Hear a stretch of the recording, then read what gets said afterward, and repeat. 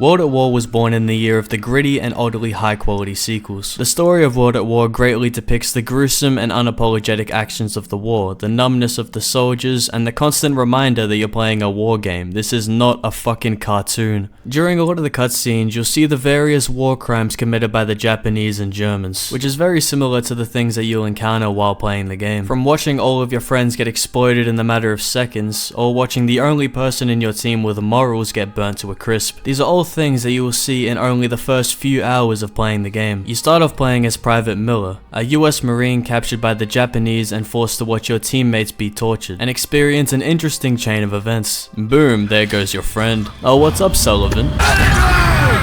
Boom, there goes a random third world country village. By the way, there's also a possibility of saving this one soldier and getting the achievement called Save Private Ryan, unless you're like me and miss every fucking bullet. Whilst playing through the first mission, you'll start to see a few special tactics used by the Japanese that were actually used during the war, which were very effective until you realize you can hear them charging at you from a mile away. Also, why would you even bother going into all the trouble of setting up a hiding spot, have your enemy in the perfect position and no idea where you are, and proceed to run at him screaming? In the next mission, A Little Resistance, you can of course get the ray gun. What I didn't know is you can actually use it against the tanks and somehow destroy them within a few shots.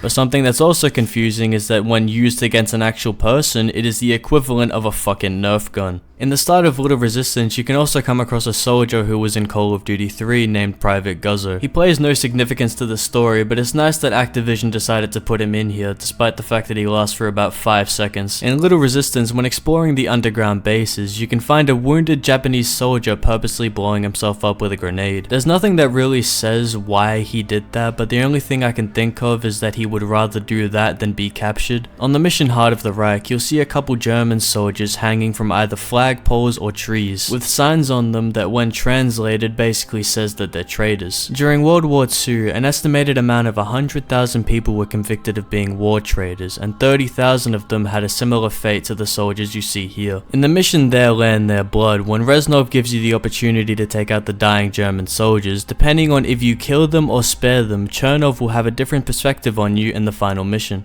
April 30th, 1945. When he first spoke of Dmitri, Reznov told tales of a hero. Someone we should all aspire to be like.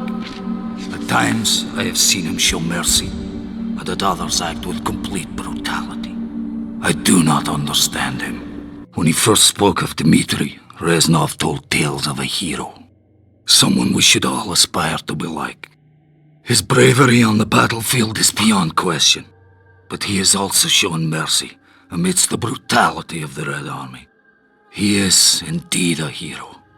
In the mission Ring of Steel, you will come across a German mental asylum, which is also a reused map for Verrückt. Verrückt, or the Wittenauer Sanatorium, was specifically meant for people deemed unworthy or insane during the reign of the Third Reich. Walking through the asylum, you can hear the ghostly and echoey screams from women and children, presumably from former patients. You can also hear some of the soldiers trip out when walking through. When playing Eviction, if you listen to the German soldiers, when translated, you can hear them planning on flooding the metro tunnel. Personally, I don't speak German, but considering what happens 10 minutes after this, it does make sense. You can also watch as while you're about to get hit by 1,700 pounds of water, Reznov will sit there and do absolutely fucking nothing. In the mission Downfall, you can notice a lot of the soldiers you're fighting are wrapped in bandages and extremely wounded. This is because during the war, basically everyone was extremely desperate and sent out anyone who was able to fight. After taking out the sniper in Vendetta, Reznov will open this door, which has the same sound effect for the mystery box. We need to get moving.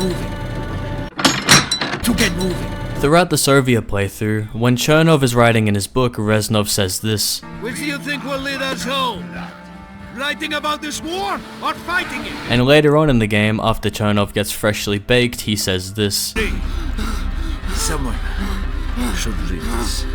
Which he reads in the next mission. Throughout the game, you'll see some incredibly crazy shit. The numbness of the soldiers as they walk past the river of bodies as if they've seen this every day, and how decrepit the villages and cities are. They even somehow added schizophrenia into the game. Or the fact that the Germans forget what side they're on and end up following you instead. You can also find a lot of calling cards throughout the game, but none of them can do jack shit because the World at War servers were shut down like 3 years ago. Watching the NPCs incredibly stupid shit throughout the entire game is one of the things that makes me have this game at a 10 out of 10. One of the even better things that you'll experience while playing this game is being bombarded by 17 fucking grenades. If you haven't gone through an entire playthrough of World at War without being killed at least 100 times via grenades, then you haven't gotten the full immersion. In the mission Heart of the Reich, the music used for this sequence in the game is actually the same music used when you finish a round in COD Zombies. This one's a little bit more obvious, but prior to the release to Call of Duty Zombies, a developer was secretly making it behind Treyarch's back and was originally not even supposed to be incorporated into the game. Before almost being fired from the team entirely, Treyarch decided to stick with it, especially after the amazing reviews from the fans. Also, this place right here was also reused for the map of Nacht on Toten. Also, yes, I know I said the name wrong. And even after all of that, it still manages to be better than all of the Call of Duty games made nowadays. With triple the budget and even better equipment, they still couldn't manage to outsell a Roblox developer.